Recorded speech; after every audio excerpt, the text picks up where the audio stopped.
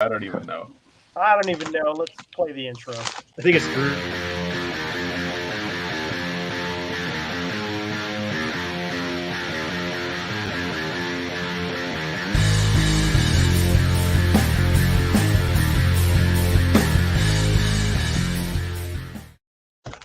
We're back. We're back. It is episode 146 of the Metal Roundtable. That's it? I am Metal Rob, and with me, as always, is the great Scott, Carcass, you. and now you're- Chris. You're the great, so it's you, Carcass. Oh, okay. I guess Carcass John is here. The great Carcass John, and as always, Scooter Waters is in the house. But today, kids, we have a special guest, and we have another joining us. So I'm Jimmy gonna Page, introduce- right? We have Jimmy Page with us. We're gonna do. Yes, we do. Yes. Um, Jimmy's looking younger than ever. I thought he had white hair. I'm going to do some shout outs here in a minute. I'll kick off the shout outs, but I want to introduce Chris Manning. I've known Chris for, we're coming up on 30 years, I think. And Chris is one of my very best friends that I've ever had. We go way back through recording and bands and music and all kinds of stuff together. But I was able to do a little matchmaking between Chris and Scott's record label, who put out Chris's first solo rock album. You know, Amazing big rock album, by the way. It is fantastic, and Scott can tell you more about that. And maybe y'all want to talk about what's in the works real quick, and then we'll get into shout outs. So me or him? Chris, Hey, you. whatever, you boys. Chris, what's take in the Chris. works? control. Uh-oh. Can't hear him. Is he unmuted? Test. 1, 2, 3, test. He looks It- great doing it, though. It is a bumpy ride. It is- this is how we do it. This is production value. Well, while he's figuring that out, we'll do shout outs. Okay, yeah, I'll get rolling on that. So, first of all, I picked up a bunch of new music, and so my shout outs are going to consist of that. First of all, I got the last couple of Cloven Hoof albums. This one came today. Top-notch stuff. I love it. Carcass turned me on to a band that I have been listening to on repeat over the last week or so, the Watchers. Where are they from? California, San Francisco area? Bay Area, yes, sir. Okay. Fantastic. We're going to hopefully have Tim on in a couple weeks. So check out the Watchers. Dude. Oh my gosh. Rock and roll riffs. Oh my God. For days. Clean vocals. I love it. New favorite band. The title of the EP is Sabbath Highway, so do your own thoughts from that. Yeah. Hooky. And also I got into a band that I got in a collection, Pink Cream 69. I did not know one stinking thing about this band, but they're not grunge, but what they do is they kind of bridge the gap between late to post hair metal and what would come after that. And man, I love these albums. I think this is everything they've done, all four. Man, Pink Cream 69, so very good. Moving on very, very quickly, I'm going to make a point, and I'm going to move on, and I'm going to stop talking about this. First of all, my Striper reissues came in the mail. As some of you know, Scott and I worked on this. I feel very privileged to have worked on 3 Striper albums. Just like all the other stuff I've worked on, these guys are big time. They've sold millions. Great band.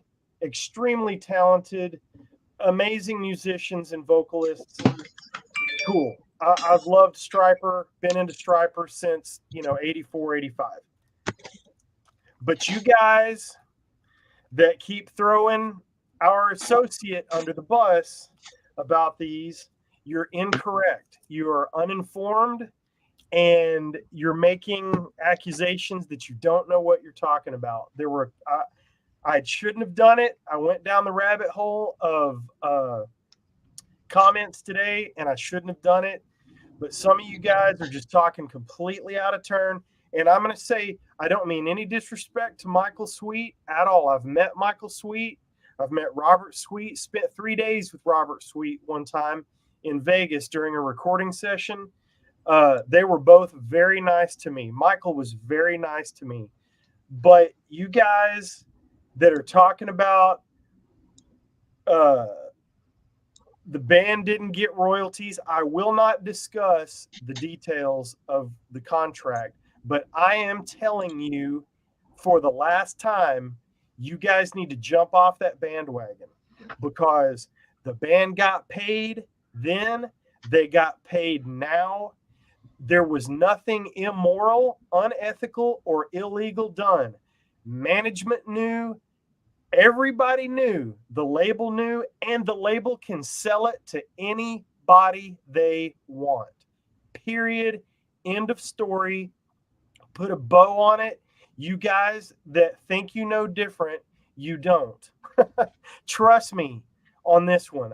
There's not a whole lot of business stuff that I am privy to, but in the case of the labels that I work for, I am privy to some of that information. And I am telling you, if you are on the fence about buying these and you're worried whether Stryper was compensated, they absolutely were. Mark it down. Mark the time on the video. They got paid then and now. Period. That's it. I love you. Okay. Also, I was marking it down, by the way, in case you were wondering. It just drives me nuts, man. Coroner, these just came out on Corner. hang on. See, now I'm frustrated. Plural. Slow down, Sparky. It's okay. These came out on Brutal Planet. They're awesome. Also, I want to remind everybody, the bands and the original engineers did the heavy lifting. Thank you to anybody that gives comments about the mastering. I appreciate that. That's awesome. They sound great. They look great. These guys are putting out top product. Coroner contributed. They don't own this either. They don't own it. But they're stoked that people are keeping it alive, and I hope that's where you'll land on this. If royalties needed to be paid, they were paid, to whatever the contract says. But 99.9% chance that they don't own this music, the record label does. Also, Nevermore. Yeah. Licensed, officially paid royalties. Hey, Rob, did the band get paid? Did the band get paid? God, yes. I heard they didn't. You heard they didn't? No, I'm kidding. I couldn't keep you off the show, by the way. Chris stirring the pot with a very large spoon. The entire Nevermore, pretty much all the Nevermore studio albums are out, minus the one EP that I'm hoping will happen later. But it's all available on boonsoverstock.com.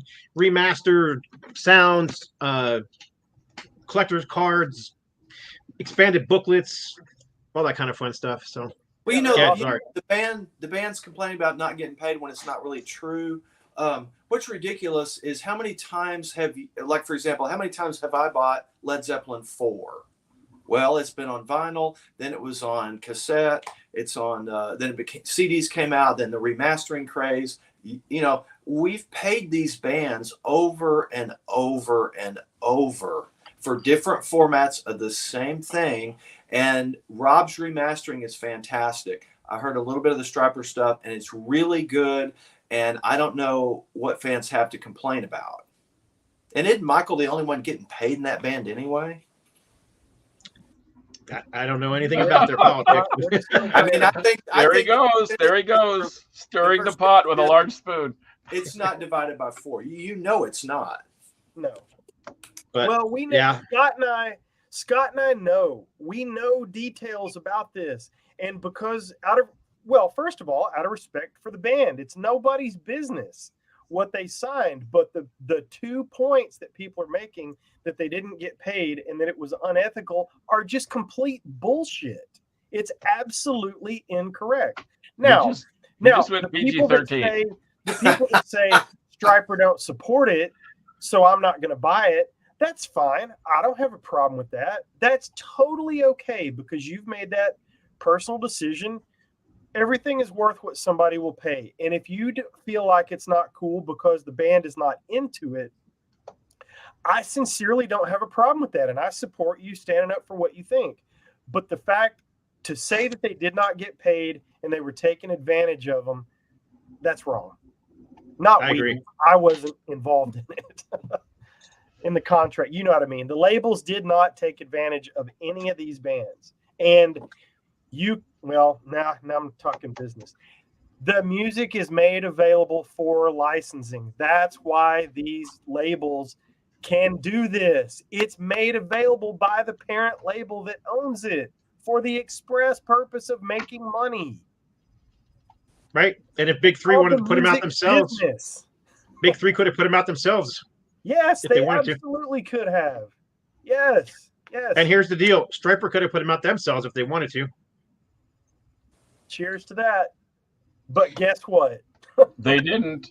Somebody else did. Those of you that want to support these through the band, I saw somebody say this today. Go ahead and wait for them to come out. Anyhow, I'll move on. So let's get I was going to show the Nevermore. I was going to show the Nevermore too, but instead of that, I've got an announcement that went on sale just today. I only have the button. I don't have the actual vinyl or CD. Indicator, Communal Decay, the brand new album, vinyl and CD, available at NoLifeToMetalRecords.com. It is thrash metal. It is fantastic stuff. Once again, Rob did the mastering on it from the original master files, so it was not taken from some cassette. It is a new album, brand new album from them. Grab it while you can. Like I said, NoLifeToMetalRecords.com.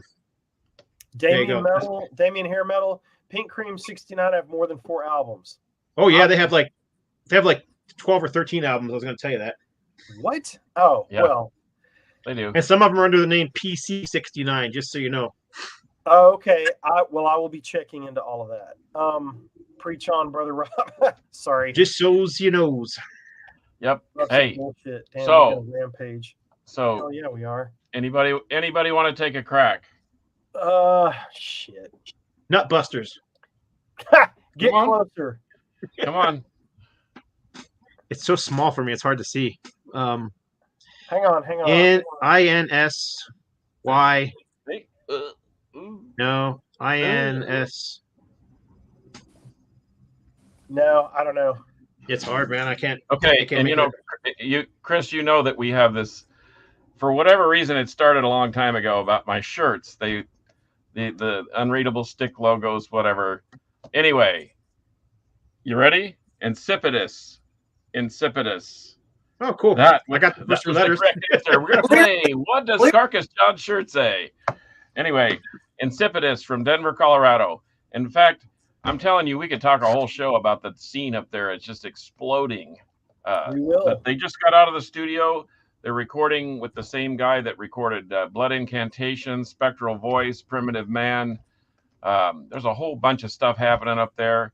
I'm going up there in December, and we're going to check out the Beer and Metal Fest with Cannibal Corpse, Immolation, Pig Destroyer, Feather and Bone, Wake. Some really cool bands.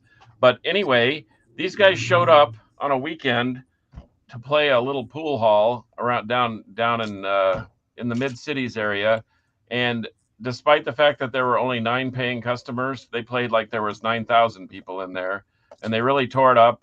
And so shout out to Yoev, Timmy, and Travis. They shredded, and they did it with a big smile on their face, and everybody passed the hat. We tipped them out. They made some money because gas is not cheap these days, and we bought a bunch of shirts, including this one. And they're like a self-contained unit. They do their own recordings. They do their own printing of their own merch. They do their own patches, back patches, whatever. Very cool guys. And you really, really, really... Oh, Terry, yes. Thank goodness it wasn't Multiplicity. No, it was Insipidus from Denver, Colorado. So shout out to them. We're going to try and get them on the show. Kind of a young and up-and-coming band. They played in other bands. And their story of how they all got together...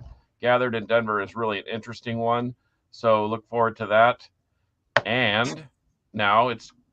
You guys ever heard that other band? You ever heard that other band from Denver? Yeah. Somebody actually did a T-shirt design for them.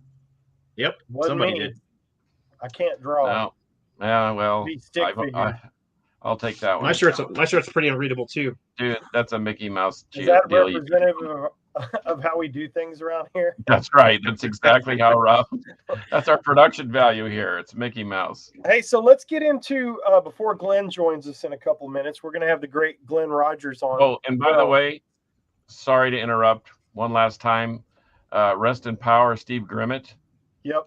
And he had some real major health issues for a long time. So thanks, Fraser Dawson, for that kind reminder. That is a pretty tragic loss. Gotta love him. He had a great voice, killer heavy metal voice for sure. I love Grim Reaper. Before we get into the proper discussion with Chris and Glenn, Scott, why don't you and Chris talk about the first album that I can't. Oh my God! Come on, you can do it. First record, Chris. Destination. Yes. Hello. Why don't you guys talk about kind of the matchmaking deal there and that sort of thing, and then what could be in the future if y'all want to talk about any of that. Well, you go ahead and Chris, you go ahead and chat for a while. Okay. Destination album came out almost 2 years ago. It's does not feel that long ago. Just does not feel like it was that long ago. No, it doesn't. It doesn't. It's. I believe it's some of the best stuff I've ever done. I wrote it over a period of about a year. I used all remote musicians. I started recording it before COVID, so everybody thinks it was a COVID band. It was already a COVID band before COVID. My drummers in London, the bass players in Singapore, and the vocalist and my co-writer is in Hollywood. So I wrote one song with Chris Hodges, and just to kind of experiment with him as a co-writer, and the results were amazing. So I kept writing with him. He kept writing big hooks, great melodies. It's melodic rock. He just brings such a great element to my music. I've been writing the music. He writes the lyrics and vocal melodies. And we had the great Bruce Kulick, who was with Kiss for 12 years when they didn't have makeup on. He is the creative consultant for the album. I ran demos through him. He would critique them. I would adjust my songwriting after our discussions, and he actually played solos on one of the songs too. A song called "Start Over Now." Hey, Chris, check your text real quick if you can. So I was going to say I've known Chris for a long time, and 30 years, and so almost 30 years, and I've known him through a lot of different bands and different projects. He taught me how to record back in the day, guided my hand through some of my early mastering stuff, and we're working on the sound issue with Chris, guys. We'll get it squared away. And there's a nice kudo there. So, Chris, check out that comment. Yeah, it's that's happening. I can try the headset again. You guys said it wasn't working. I checked my settings and everything's good. So let me try the headset again. Cool. Yeah, I'll agree. I think Destination is a fantastic album, and I'm really hoping that he's working on his new album. So I'm really hoping the new album will bring more sales for the second album, which, usually new albums will also help sell the back catalog, which is kind of what I'm hoping for. But we're looking to put a new album out, hopefully this year, right, Chris, or early next year, including possibly doing vinyl. So CD. Yeah, I'm already. I'm down to basically the final 4 on the album. The new album is going to be called Reach the Sky, and it's more of Destination type of songwriting. Same lineup. The only difference is I'm working with a different bass player, Rick Reed, who's in my Zeppelin Project tribute. He is one of the best bass players I've ever played with. But it's going to be another 10-song album, and I'm down to the final 4 songs. So I'm hoping to have it ready by end of the year or early in 2023. I don't want to rush myself and not put out the best stuff I can do. But everything so far is going fantastic. Still working with Bruce Kulick, who's kind of ghosting as a producer for me. But yeah, I'm really excited about the new songs. Really excited. Yeah, that's cool. Hey, I'm sending you Bruce- another message, Chris. And Bruce has been playing in Grand Funk now for what, a decade or more? I think 2 decades. I think he's on 21st year. Wow, that's incredible. Yeah, I remember. We're gonna try to reconnect. He's gonna dump out. We're gonna bring him back. We've just got a terrible connection. I assume y'all can hear the rest of us pretty. I got well. I got a free tickets to go see a concert at the State Fair, and you had to go watch the rodeo first. Then the concert was after the rodeo. I could care less about rodeos, but went anyhow just to watch the concert, and it was Grand Funk, and the band goes on stage, and I'm like, "That's Bruce Kulick on stage." Well, it's like, "Who's that?" I'm like, "He was a Kiss guitarist. That's Bruce Kulick." And sure enough, it was Grand Funk. That was 20 years ago now. So yeah. Well, Anyhow. the way that Chris got in, and then we'll get into Aerosmith because that's what we promised. The way that Chris and No Life Till Metal got together, Chris was starting to send songs because he had done instrumental stuff, really great, high level, Craig Chiquiso type guitar stuff, talented guitar player. But I kept telling him, man, do a big rock album, do a big rock song. Let's just try it. And he sent me a couple of songs, and I was blown away. Even though he's my buddy, I was just freaking blown away because good music is just good music, and I couldn't believe what I was hearing. I knew he was capable, but holy cow, these riffs were just good. So I hit up Scott and I said, hey, dude, I don't know if you guys are looking for, I don't want to say newer bands because, Chris, you've been doing this for a long time, but, new stuff that was coming out. And I sent Scott a couple songs. The next thing I know, Scott and Bill have their heads together, and it's like, let's give this a try. And, man, I love it. I think the album is great, and I'm looking forward to new stuff. So absolutely. Glad that worked out with you guys. I think I have my microphone fixed now. Yes. Oh, yeah. Oh, you sound great.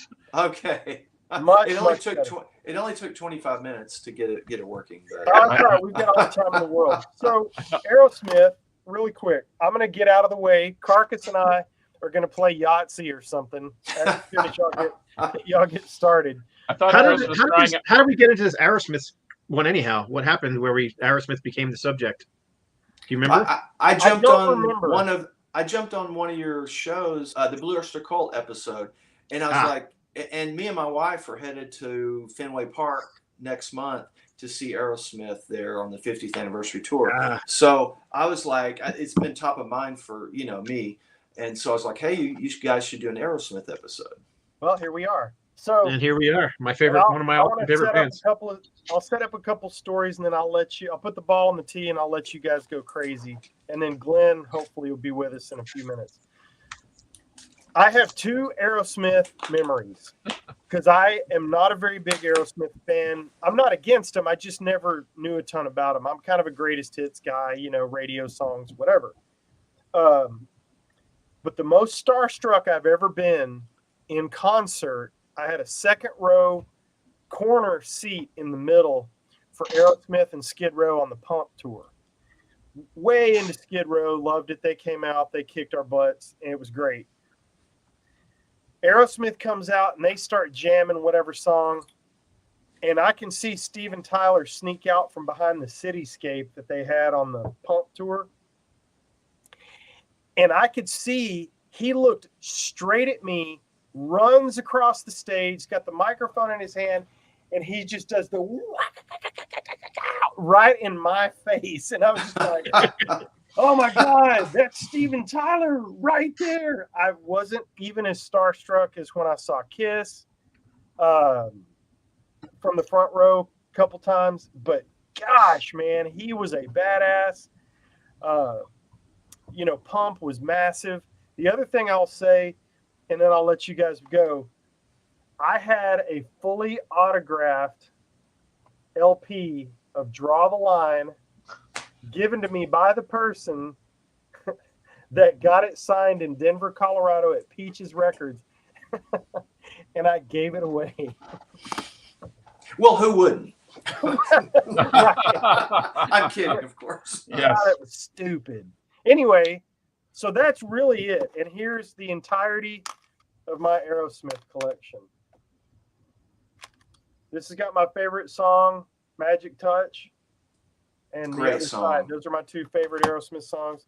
I've got Draw the Line, Greatness. and I've got Get Your Wings. Greatness. Now, you are missing their best album, and Scott's going to say you're right, which is Aerosmith Rocks. Rocks. It is hitting on all cylinders. It is one of the most great classic rock albums.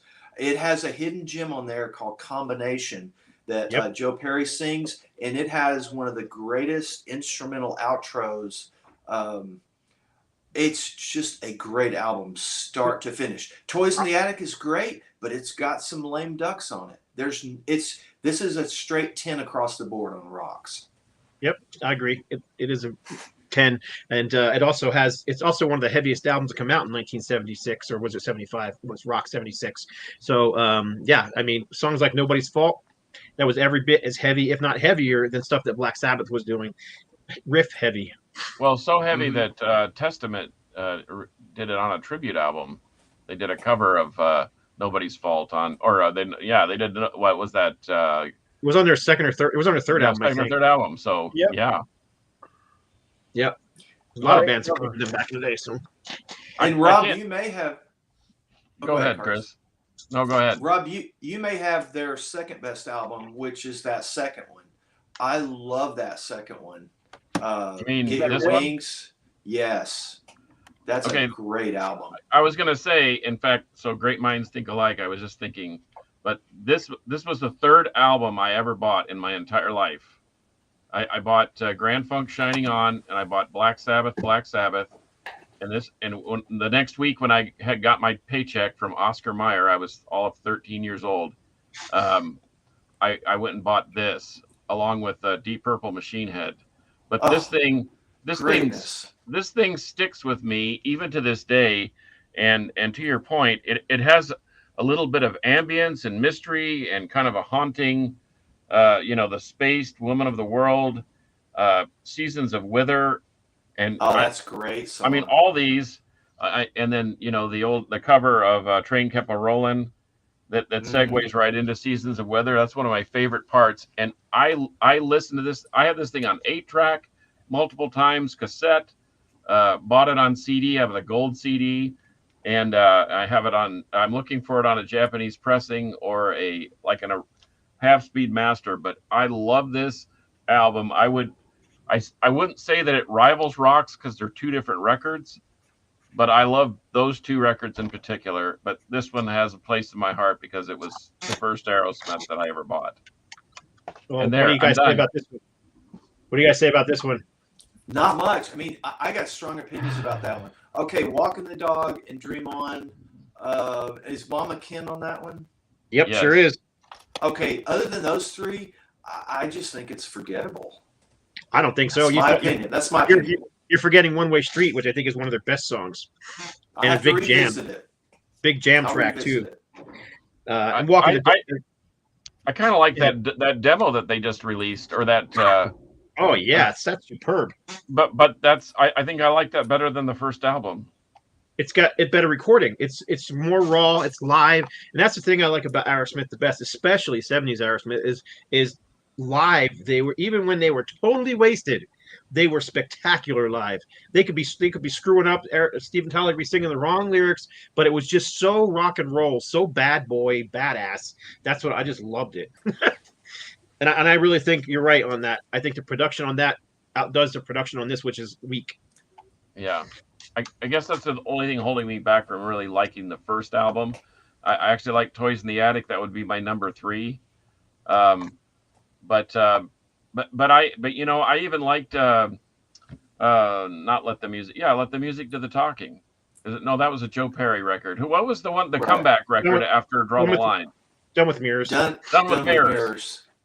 which Yeah. I thought was kind of an ironic twist on the fact that they were now sober and they were done with mirrors. Get it? I never knew that. So yeah, that was that. Yeah. But that actually has that Joe Perry track with "Let the Music Do the Talking," right? That's like Yes. I know it's- Yeah, they did re-record it on on side that, one. They did re-record that song. I think honestly, I like the Joe Perry Project version better, but I like them both. Oh, you know what? Oh, Night Thank in the you. Ruts is a Yeah, good thank you, that Tony. That is a great album. That's kind of it got panned. Draw the Line had a lot of criticism, but it followed Rocks. But revisiting Draw the Line, I think that's a fantastic album. But then Night in the Ruts, Joe Perry kind of checked out. You know, he played on it, but that was such a tumultuous period. But there's some really great songs on Night in the Ruts. Cheesecake. I love that. Walking in the Sand. Mm-hmm. There you go. The- Joe Perry Project.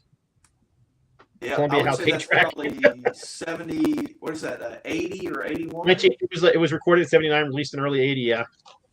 And then here's Okay. the one we were talking about earlier. Yep. Rocks. Yeah, Night in the Ruts, I think, often gets overlooked because that you're right, Chris. They were just like a complete disaster, and but I really like that album. In fact, I would probably rate that number 4. Speaking of Rocks, Maybe. this is the Rocks tour book from '76. Nice. Oh my! I'd love to see that. So I'll pull it out and open it up. But yeah, it's there's no beating Aerosmith in the '70s, in my opinion. I mean, I like a lot of the stuff they did afterwards, but this is not in the greatest condition. It's pretty brittle, but when I received it, it had a little bit of water damage. It actually probably was just coming from an area that was damp, you know. But I don't care. I've never seen another one since, so wish I could say That's I bought it. cool. Yeah, and That's what very happened? cool. What happened to bands these days? I mean, even when you pay $200 to get in the door, you don't see stuff like that. You see a $50 T-shirt, but you don't see a cool book, like a tour book or whatever. I think the last time I was gonna say I think the last time I saw a cool tour book was the Kansas when they got back together to play Leftoverture from start to finish back a few years ago. And they actually had a tour book, but they were so limited, and they were like $30. I picked up one when I saw REO Speedwagon. I picked up one for Metallica on Death Magnetic. I picked up, so they're a I little. guess few Insect apart Warfare from- just doesn't have those types of things. Yeah. I think Roger Waters up did one. one. I picked up Angel Retribution tour from Judas Priest when I was there. Here's the Oh yeah, I got that too. here's the Draw the Line. Oh, tour book. dude, that's cool. I remember seeing that at the Salt Palace in Oh, we lost Utah. Now I'm gonna get him to trying to clean up the mic. It's all good. so yeah, it's got a The foil gold stamp foil. cover, Yeah, that's killer. but there's the book. Somebody asked how much Aerosmith stuff do I have? A lot. I don't know. I have no clue. I mean, I know I've sent you some Aerosmith stuff, so I probably have 20 or 30 copies of Rocks alone. You know, different formats, cassette and CD and vinyl and gee, who Test else does pressings that? and 8-track and Who else does that kind of crap? nobody does that. That guy right there. I always liked this picture. Just That's a cool why? picture. Because Tom Hamilton's shirtless. No, because Flexing. they just looks- look like. I mean, they became known as a pop band in the '90s, especially, but they were just badass here. They were just a rock and roll band, and they were heavy, Yeah. and they looked badass there. I mean, Tyler looks like look at him, looks like he's ready to kick your ass.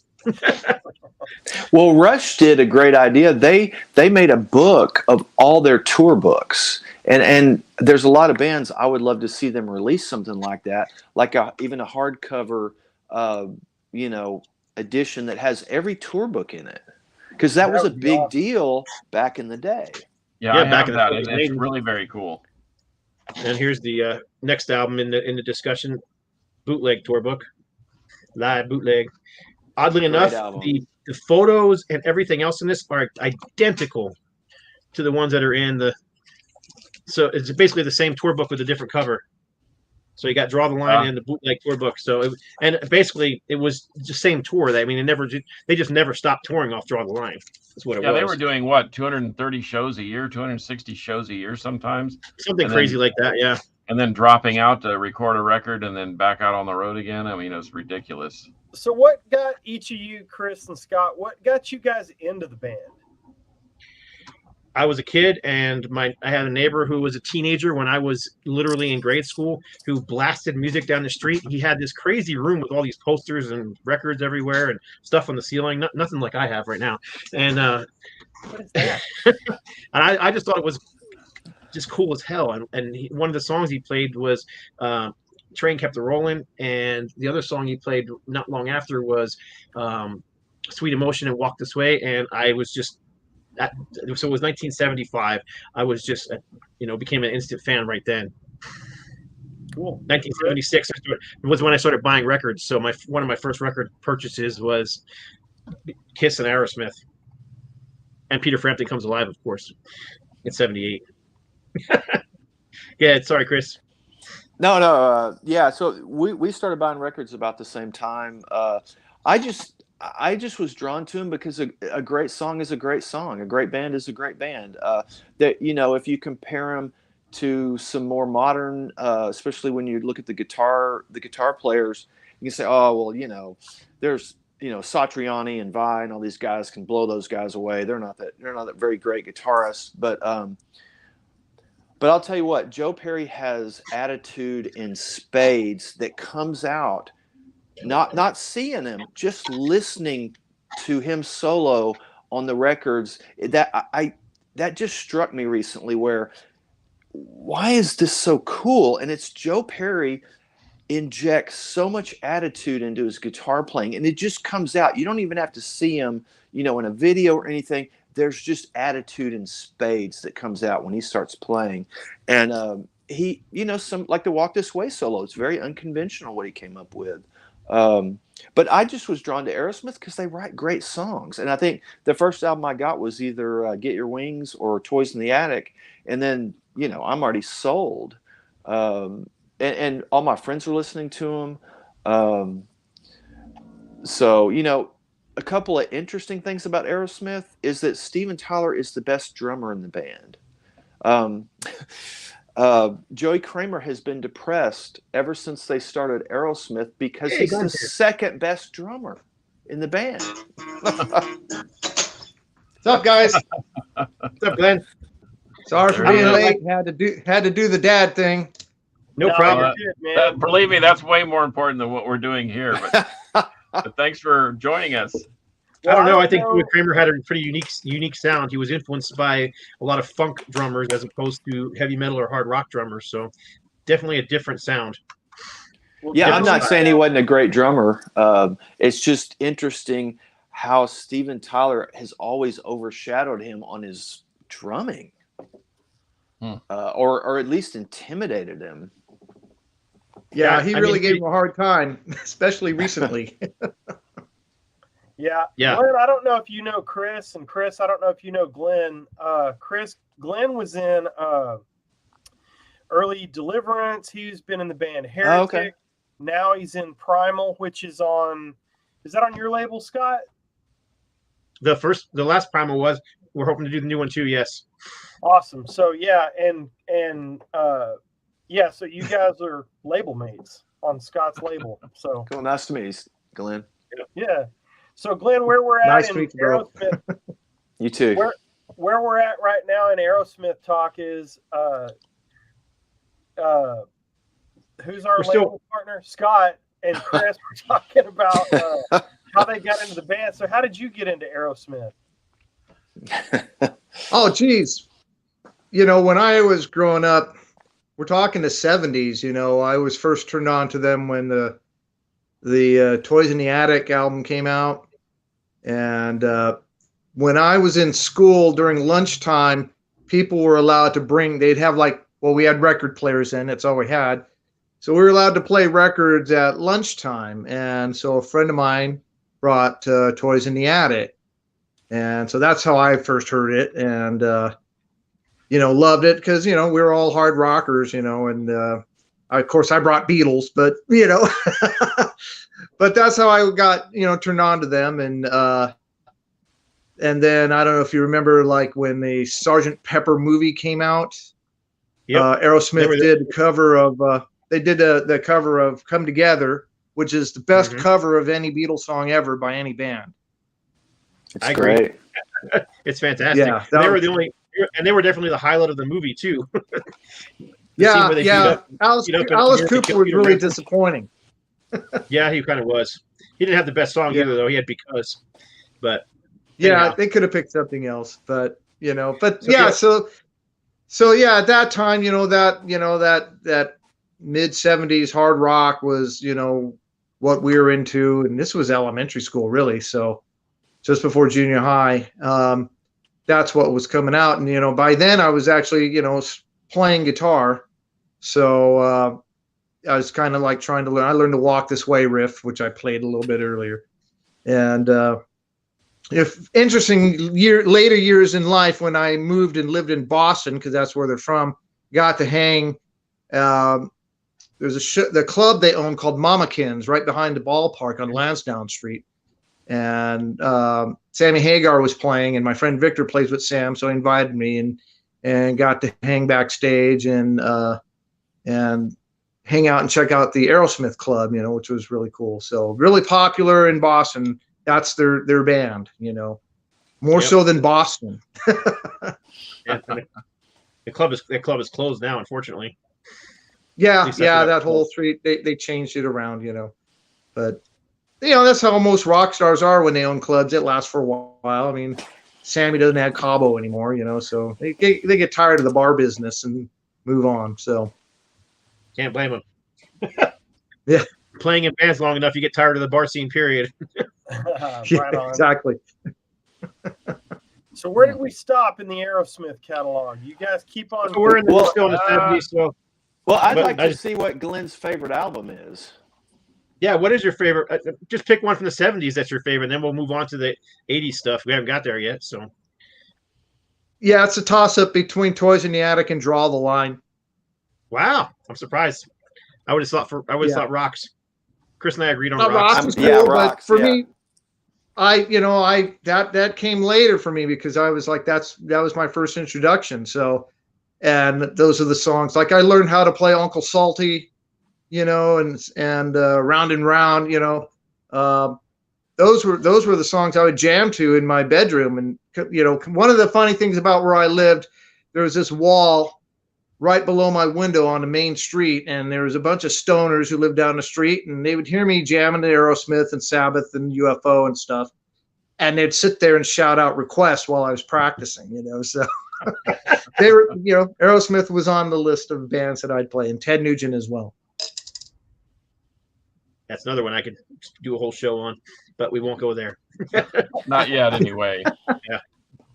Well, it's funny that you mentioned the Joey Kramer thing, because when I bought my first Aerosmith record at age 13, I worked at I was a contractor for Oscar Mayer, yes, the Wiener and Bologna company, and I was responsible for stocking shelves and making orders and whatever.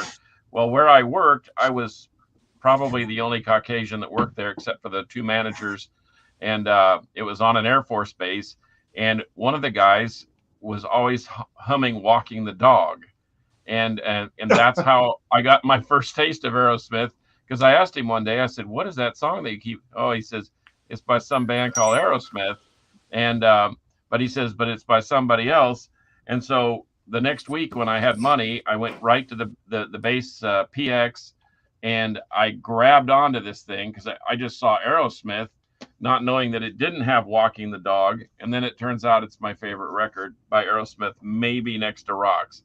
So, I mean, that was my introduction, because these guys were kind of into into a more funky vibe, and that's why I gravitated to the Aerosmith, because I was just learning how to play drums at that young age. I had a teacher named Jim Dinkins, who taught at Alabama State University that was primarily African American, and he taught basically funk, jazz, and that type of drumming, and his favorite player was Joey Kramer. So here it all ties back together now that I start thinking about it. And I had no idea that Steven Tyler was actually a better drummer than Joey Kramer, and that maybe that's why they hate each other. I don't know. Yeah, Well, really. I mean, maybe, and everybody has their own style and their own way of doing things. I mean, I can still keep a pretty tight 4/4, but then I look at Neil Peart or Carl Palmer and all these other guys that I saw growing up, including Joey Kramer, and I tried to emulate them, but it was far beyond driven for me to try and stay up with them at such a young age. I mean, these guys had years and years on me. But funny that you should say that whole funk vibe, because that's what I got from Joey. And like I said, that was Jim Dinkin's favorite drummer was Joey Kramer, and then the African American fellow that I worked with that was humming "Walking the Dog" almost every day. I just finally had to ask him, where is that song from?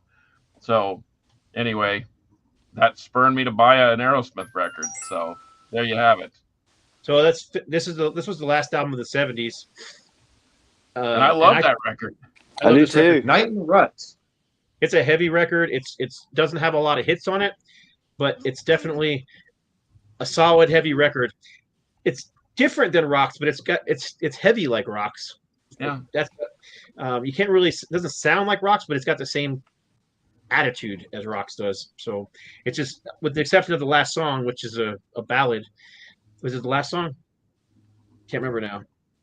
Walking in the Sand. It's not the last song, but it's got no surprise. Chiquita. What else is on here? That was 3 Mile Smile. Cheesecake. There's just not a bad song. Think about it. Reefer Headed Woman, I think is Yep. That's the blues right there, brother. Yep. It's a fantastic album. So this is another one. So you need to write this one down, Rob. You need to get this one here.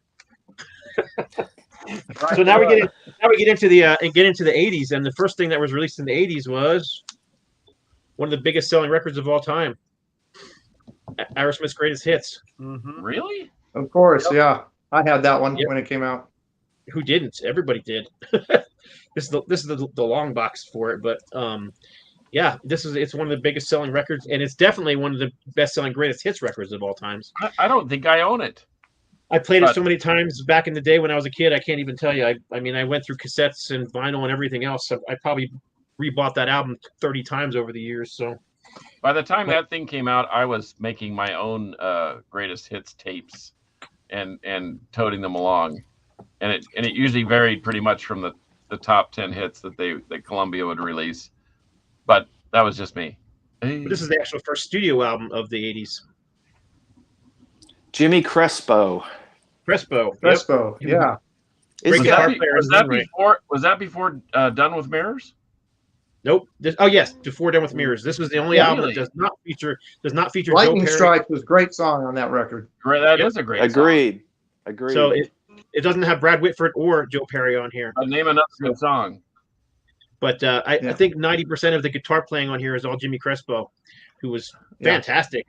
And I got a Jimmy Crespo story. I don't know if we're running out of time, but anyhow, I got a Jimmy Crespo story. I was in Vegas with my buddy Trog, Randy, and we went to see some band play that was just a cover band, really popular cover band that plays all the big casinos out there. They played mostly 80s stuff, some 70s stuff, and we sat down at this table and we're watching them, and I watched the band come out, and they're messing around, they're tuning up, and I was like, "That's Jimmy Crespo on guitar over there."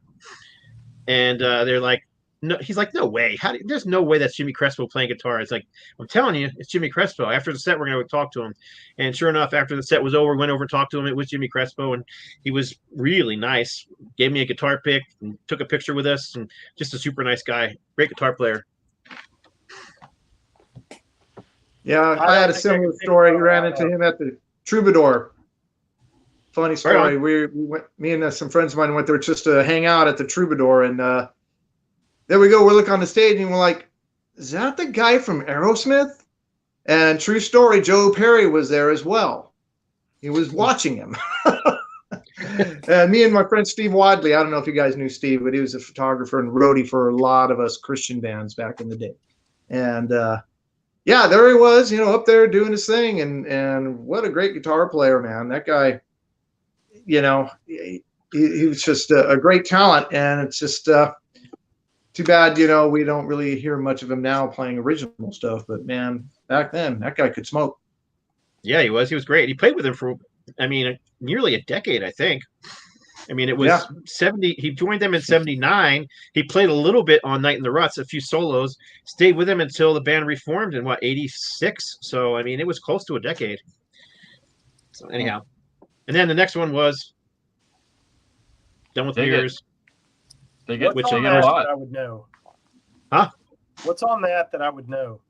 It only had 2 songs on it that actually got any radio airplay. They Let the Music Do the Talking, which was the Joe Perry Project song, but then it also had a song called Sheila that was a single that got some. You don't hear it anymore, but back in 80, well, this come out in 83, was it? Or when was this? 86? Yeah, I think it's 86. This is impossible to read. This is one of the original pressings on CD. As you can see, it's backwards. Everything is backwards. Yeah. All the credits, all the music, all the lyrics, everything is backwards. Even the CD itself. Yep. Yeah, it's all in a mirror. So anyhow, that's awesome. All the reasons.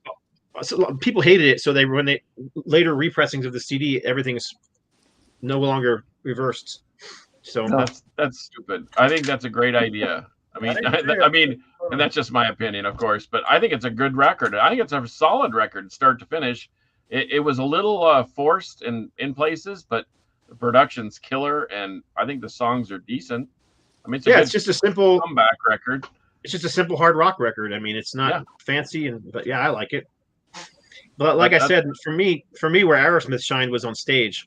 So, Classics Live.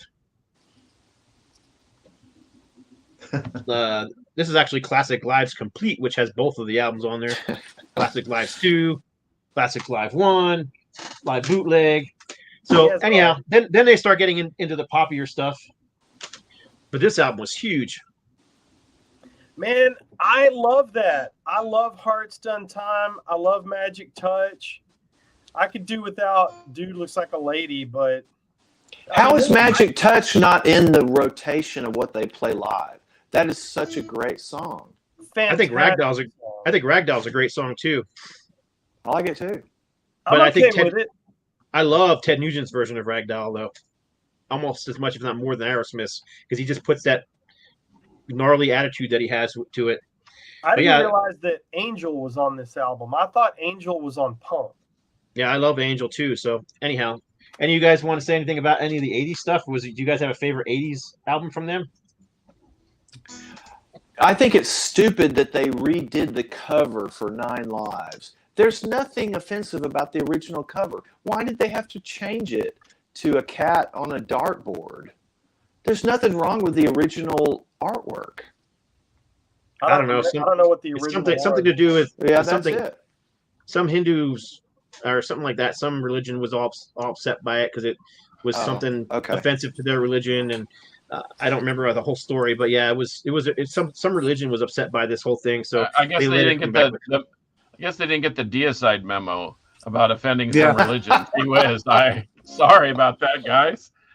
Well, it's okay to offend that religion. It's not not okay to offend other religions. Okay, I'm so sorry. Yeah. So anyhow, I actually think this is a really good and a very heavy hard rocking album.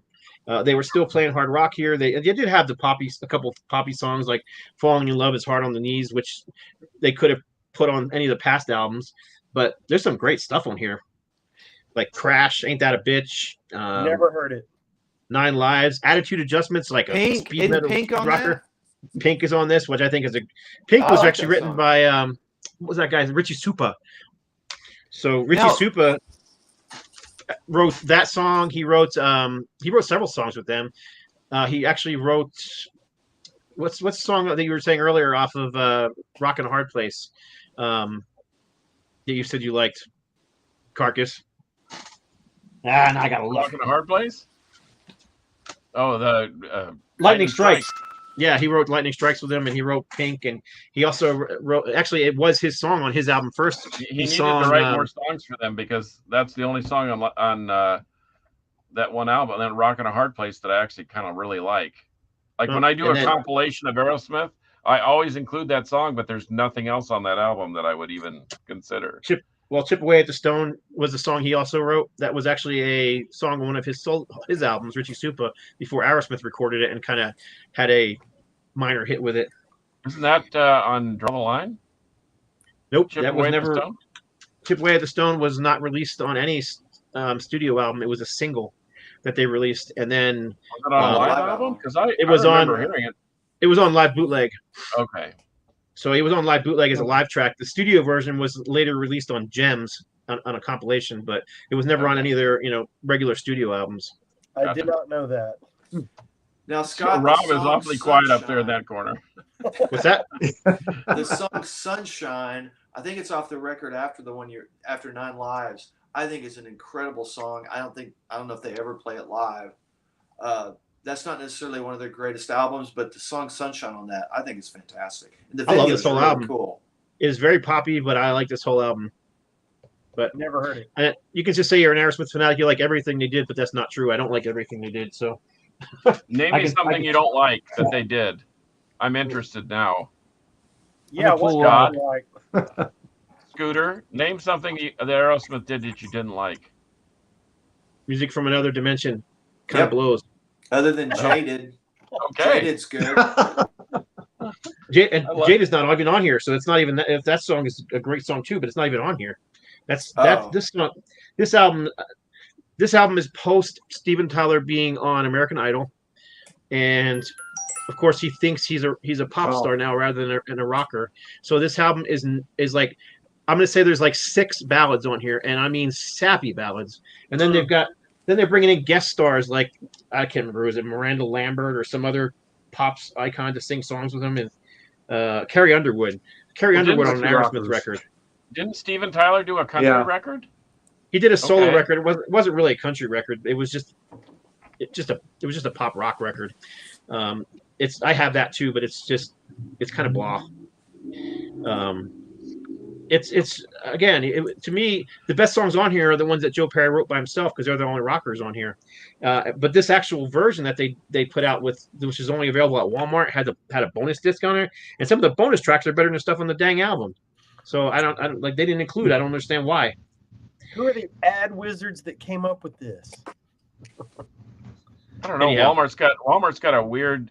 They have a pretty good thing going on because bands like Metallica and Kiss and Eagles and AC/DC all have unique deals with them, and that when you want to go get the deluxe packaging, you have to go to Walmart to do it. And I guess that's why they're the largest brick and mortar record store in the world now.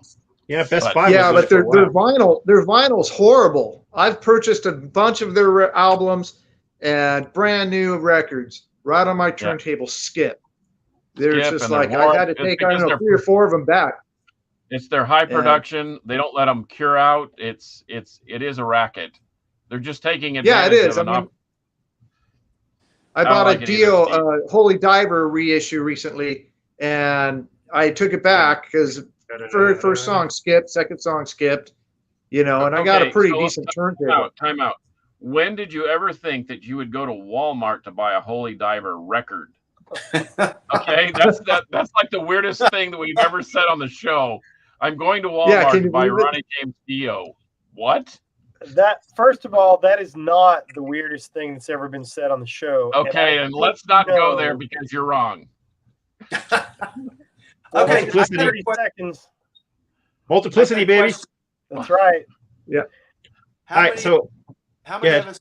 How many of us did Columbia House? I did. I did. Not ever pay for it. I did. I couldn't paid afford for it. I didn't have a penny to my name. You couldn't even put the penny in the little, take the penny to the cardboard thing and send it in. No, I did it was, it. I it did was that, after huh? the fact that you had to pay for it over a year. I'm like going, I don't have the money. I'm a musician. I don't get paid. Yeah. Yeah, you got those 12 albums in the mail, but then the first one came and it was $37, and you're like, Yeah, exactly. But see You always what you don't do, get paid if you're in Striper. You just have to remember to fill out the card every month and tell them you don't want the next one. well, even So, if yeah. you get it, you take a Sharpie and you just say return to sender and you just put it right back in the mail. Yeah. Yep, that's what I did. But yeah, I paid for mine. All right, I want to show you guys another one and see what you think of this one. I think this is a fantastic album. It's kind of a forgotten gem by them. Honkin' on Bobo. No idea. I I like got it. I like it probably maybe a 7 out of 10. It's good blues. I didn't find more than a couple songs that really resonated with me. See, now I thought Roadrunner was fantastic, which is one that they still play live every once in a while. Did a great job on that one. What's that? There's a few more on here that I thought was really good. Jesus on the main. They did a gospel song. Jesus is on the main line, which I thought they did a great job of. That was an old gospel song, wasn't it? An old blues shack or Yeah, that one is. Yeah. I just know that Jesus just left Chicago, maybe on the main line. He's I don't bound for New Orleans, I think. oh come on, what's the other track I'm trying to think of? You Gotta Move is on here, which of course a lot of bands have covered. You Gotta Move, but there's another track I can barely read this thing. It's still in plastic. Come on, there's a track that Ted Nugent did it, AC/DC did it, Aerosmith did it. So many bands did it. What was it called? I hate when I can't remember stuff. Happy When did I get old? birthday, Mary Had a Little Lamb. Baby, Please Don't Go. That's it. Oh, Oh yeah, yeah. Oh, They did a No, great job with that song. isn't that an Alvin Lee song? I don't Whatever, know. it doesn't matter. Hey, Scott. Fraser wants to know who's your freaking idol, Steven Tyler or Ted Nugent? Who do you idolize more? I don't know that I idolize either one of them. I like them both. I've met Ted Nugent 3 or 4 times, and he's always been really nice to me. I've never met Steven Tyler and would love to do so. I'm sure I would be starstruck, but There, Fraser. Now you know. just to shake his hand and say thanks to the music, you know. here's another question for you. What? Okay, I have a question. If Aerosmith and Ted Nugent played only 2 different shows but the same night, what show would you go to? Oh. Hard to pick. I'd probably do half and half. Yeah, what time does Aerosmith go on? What time does Nugent go on? I've actually seen Nugent and Aerosmith together several times. One of my Aerosmith was my first show I ever saw back in '83, and then when they did their reunion tour, the Back in the Saddle tour, right after all the original members got back, before they recorded Done with Mirrors, they toured with Ted Nugent as well. So They toured with Kansas for a while too, didn't they? Yeah, well, I know in the Spectrum, they played 2 shows at the Spectrum, and the night I saw them, they played with the Pat Travers band, and then they came back and they played with Anvil. So, Wow, that's a juxtaposition. anyhow, you guys can. I've been chatting along. You guys can talk. I've got a bazillion things I could show you if you want to see other crap. But like I said, I've got bootlegs up to wazoo. I probably got 30 vinyl bootlegs, and I probably have 100 CD bootlegs.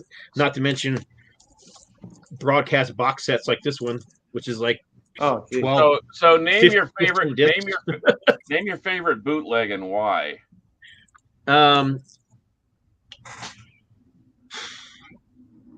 Actually, I'm trying to think of which one. Probably look Homeward Angel. I actually list that as my favorite Aerosmith live album. Period. It's raw. It's the band was still young, but they were playing songs from Toys in the Attic. But they hadn't broke yet. They weren't a huge band, and they were playing a show in Central Park. And that's what that concert is. And it was recorded over the radio, and they just were on fire. I mean, it was before they were heavily into the drugs, so they were still, they were a tight unit. It's just a great show, a great performance, and it's probably one of the most well-known bootlegs as well. Rattlesnake Shake, I probably list as number 2. That one's an earlier bootleg from back before Toys in the Attic, so it's got stuff from the first album, and they actually do, the Fleetwood Mac track, Rattlesnake Shake. Okay, I have a Aerosmith. What do they call these? Like the mysterious. Is it true or not? Kind of like the legacy type thing. Who actually played the intro on Sweet Emotion? Was it a 17-year-old Dana Strum, or was it Tom Hamilton? Does anybody know? Has anybody heard that rumor? I've heard the rumor, but Tom Hamilton says he played it. Tom Hamilton wrote the riff, so I can't imagine why he wouldn't have played it. I've heard that though. Yeah. I've heard But that. then again, there's also rumors going around that it wasn't Joe Perry who played the solos on Get Your Wings. It was, what's his name? The studio. No, it was the guy who played on a lot of the Alice Cooper records and Dick Wagner. There you go, Dick Wagner, the guy. Oh. Dick Wagner ghosted on a lot of those albums, but that's the rumor. But whether it's true or not, I don't know, because to this day, Joe Perry still swears it was him. Who knows? Okay. Well, me. What are you going to say, Glenn? Where you Yeah, gonna say? well, I don't know. I mean, to me, between the two guitar players, Brad Whitford is actually the better guitar player of the two. Mr. M.I. Probably, I've heard that. You know, I've heard he's technically a better Yeah. guitar player, but I just think Joe Perry's got a lot of charisma. Joe Perry had the flash and style. That's what was great about it. And the one thing that was great about Joe, you know, the way he introduced, like the instruments he played, you know, which everyone talks about, Eddie Van Halen's Frankenstein Stroud, but Joe was one, first time I'd see it, reversed headstocks, you know, BC Rich Bitch guitars. You know, he had definitely a flair for different instruments that he'd introduced. So I always thought that, you know, was really cool, you know, looking through magazines and stuff about Aerosmith. He was So also Glenn- the one who brought the. Go ahead. I'm sorry. Oh, Glenn. Okay. So the first time I ever heard of BC Rich was Joe Perry. He was the first Yeah, guy me too. playing that BC Rich, and I was like, "What is going on with this guitar? There's like partial tuning keys down here by the bridge, and then it's got some." You know, it was a really bizarre guitar. And he also played, he would buy left-handed Strats and just flip them. Yeah. He was always like modifying guitars, you know, which was like really not, you know, until Eddie made it popular, you know, that was the first guy I've seen to really do that, you know, to really like, you know, make it a part of his persona, you know, and that's why he was really cool. And that's, you know, but, you know, they're both great guitar players, but to me, Brad was really, you know, he's the unsung hero of the band, in my opinion. Yeah, the two of them together made the band sound, in my opinion. But Joe Perry also brought he was the one exploring new music a lot too. So when they started recording Toys in the Attic, the reason you have a fast track that's almost a speed metal track on the song Toys in the Attic is because he was listening to punk, and that was kind of his punk-inspired song. And then you get into Draw the Line, and Bright Light Fight was another one that was totally a punk-inspired song. I mean, it wouldn't be punk by anybody else's imagination, but you can hear that influence in the songs. Oh, sure. Anyhow, we're almost at it. One of the greatest bands I ever saw live. I just didn't have a lot to contribute in the show department because, like I said, I don't have a ton. But anyway, well, we're going to kind of wrap it up. Anybody got any parting shots before we get out of here? I have one parting shot because you said the magic words, Dick Wagner. He has did he play in Ozark Tentacles? No, he didn't. But he did play in a band called Ursa Major, 1972. And I would advise everyone that's into 70s rock to go check it out. It has one of the greatest ballads on it. Ursa Major, URSA Major, 1972, Dick Wagner's only full-length solo album, and it's killer. But yes, I've heard the rumors about him playing leads and so forth. Well, I loved on other records. I loved his work with Vincent Furnier.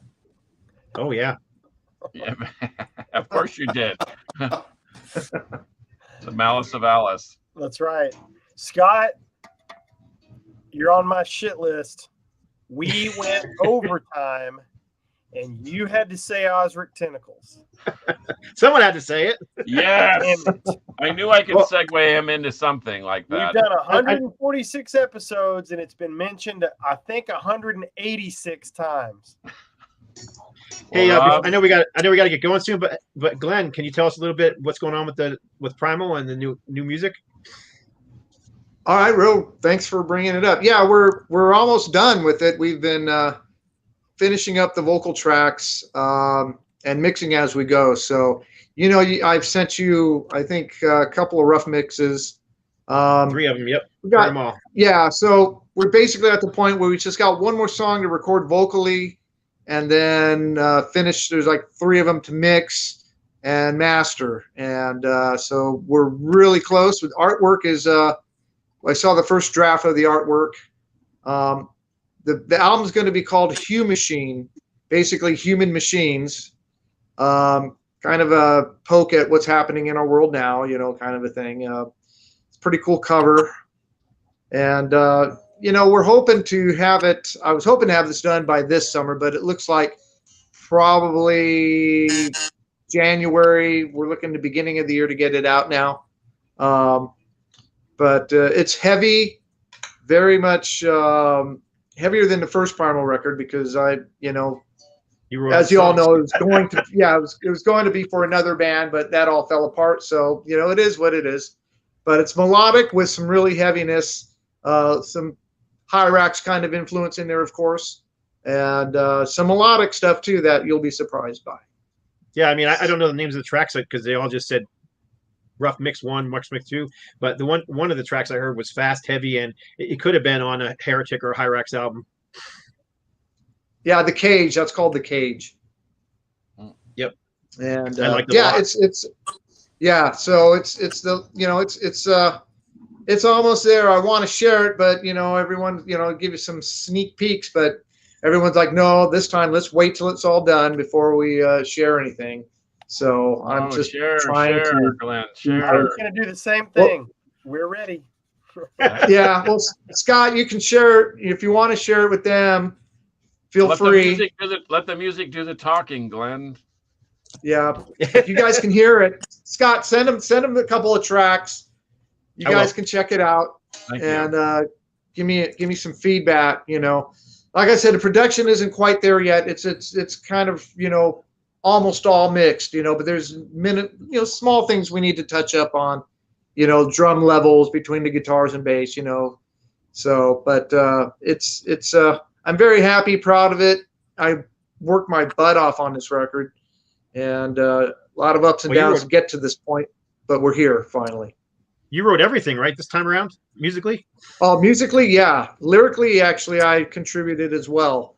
But all the music, all the guitar playing, everything. Well, I've always done guitars for every band. All the Hyrax records, I did all the guitars except for Lance's solos. That was all me for those 4 albums or 2 EPs and 2 albums, whatever. But the last Primal record was a mixture. You wrote about half of that record, and then the other guitar player the other half, right? Yeah. When I came into the band, Wagner was the main guitar player. I was just kind of like late to the game, and I brought in some songs, and I was still dealing with a wrist injury at the time, so I did some solos, some rhythms, but he carried the bulk of it for that record. But this album, I'm pretty much all healed up now. Have been for about 1.5 years. So, it's all me, everything. Sweet. Nice. Got my frame copy sitting right up there. That'll be autographed. That'll be good to hear. Cool. So I'm looking forward to both new albums. Yeah. That'll be a lot of guitar shreddery, badassery coming out. So that'll be from Chris and Glenn. New records. And I need to check your stuff out, Glenn. Cool. Thank you, man. Listen, Hyrax, New Age of Terror, one of the best thrash albums ever. Blistering stuff. It is. Yeah, it is my favorite Hyrax album. I know a lot of people like the 80s stuff better because it's the 80s and they have this nostalgic hold on it. No way, it doesn't hold a candle to New Age of Terror. Mm-hmm. Agreed. I think my neck is still sore from that record. And I love the little nod to. I love the little nod to Vengeance in there too. That was, I know, intentional. Yeah.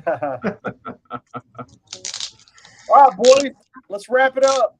Yo. All right, guys. On behalf of Scooter, Carcass, Chris, who I call Don, and Glenn, thank you guys so much for being on the show. Thanks for updating us about your stuff.